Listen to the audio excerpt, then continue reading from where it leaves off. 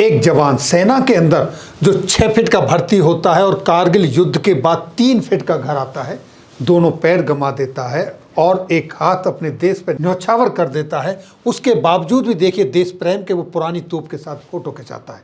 कितना अपने देश से लगाव है। आप उसका महंगाई भत्ता काट रहे हो, 18 महीने का महंगाई भत्ता नहीं दे सकते। किस तरीके से आप देखभाल कर रहे हो अपने जवानों की। एक जवान जिसका शीश काट ले जाते हैं पाकिस्तानी, बिना सर के उसकी बॉडी घर आती है, उसकी माँ पूछती है कि आपने तो लाखों में छांट कर मेरा बेटा लिया था, आप मेरे बेटे के पूरे अंग तो दे दो। उसकी वीर नारी को 18 महीने का महंगाई भत्ता नहीं दे सकते। क्या यही देखभाल है वीर नारियों की? यही देखभाल है हमारे देश के शहीदों की? लाखों की तादाद में रामलीला मैदान के अंदर पुरानी पेंशन की मांग करने के लिए कर्मचारी आते हैं, लेकिन उनको पेंशन नहीं दी जाती। एक जवान जो अपनी पहली तनख्वाह लेने से पहले देश के ऊपर शहीद हो जाता है, उसके माँ बाप को आप 18 महीने का महंगाई भत्ता नहीं दे सकते, उसका महंगाई भत्ता रोक लेते हो। और जस्ट इसके विपरीत, अगर एक आदमी पार्षद बन जाता है, दूसरी बार में विधायक बन जाता है, जीवन में तीसरी बार में सांसद बन जाता है, उनको 3-3 पेंशनें मिलती रहती हैं। और जो अपने जीवन का सर्वोच्च गोल्डन पीरियड सेवा में दे देता है सरकार की, देश की पूरी नौकरी करने के बाद, उनकी पेंशन रोकी हुई है। केंद्रीय कर्मचारियों की, पैरामिलिट्री फोर्सेस के जवानों की, जो अपनी जान की बाजी, अपना सर्वोच्च बलिदान देश के ऊपर देने के लिए तैयार रहते हैं। इन्हीं सब पर बात करेंगे आज हम। यूनियन बजट 2024, केंद्रीय कर्मचारियों, सैनिकों, पेंशन भोगियों को क्या मिला? क्या उनके 8वें वेतन आयोग का गठन हुआ? क्या उनको 18 महीने का महंगाई भत्ता मिला? क्या OROP 3 पर कोई घोषणा हुई? ये सारे वो सवाल हैं जो अब से कुछ दिन पहले चर्चाओं में थे, जिनकी पूरी मांगे हो रही थी और जिनके संदर्भ में जगह जगह से लेटर भी जारी हो रहे थे।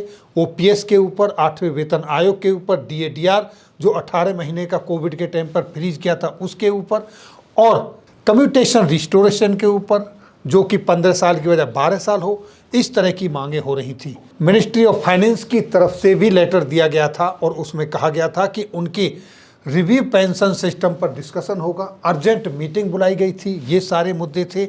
इसके बाद में आपने देखा होगा कि किस तरीके से MOD moves revision of OROP 30 lakh retired soldier to benefit, ministry moves not for union cabinet not, यानी कि कैबिनेट के पास गया था। चारों तरह की अटकलें लगाई जा रही थी। बहुत सारी चीज़ें निकल कर आ रही थी कि इस बार के बजट में ये हो जाएगा, या तो बजट से पहले हो जाएगा, नहीं तो बजट में हो जाएगा। और बजट में निकला क्या? इन सभी टॉपिक को एड्रेस ही नहीं किया गया, टच भी नहीं किया गया। आखिर क्यों? केंद्रीय कर्मचारियों के साथ, सैनिकों के साथ, अर्धसैनिकों के साथ क्या ये दिखावा है कि हम उनकी देखभाल करेंगे? जगह जगह पर प्रोग्राम किए जाते हैं, कहीं उनके साथ दिवालियाँ मनाई जाती हैं, लेकिन उनकी देखभाल, उनके वेलफेयर में आखिर हो क्या रहा है?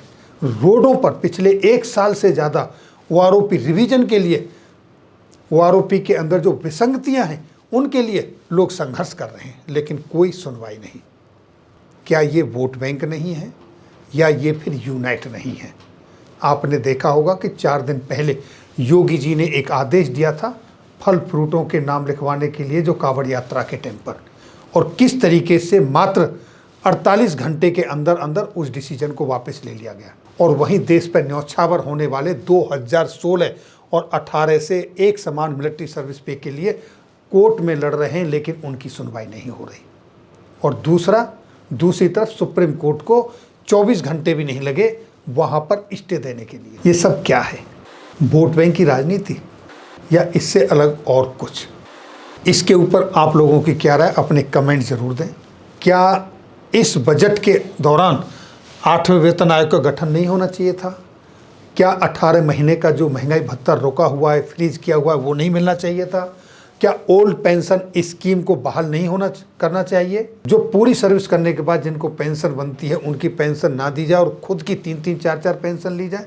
क्या पूर्व सैनिकों की 1 रैंक 1 पेंशन 3 में जो विसंगतियाँ हैं उनको दूर नहीं करना चाहिए?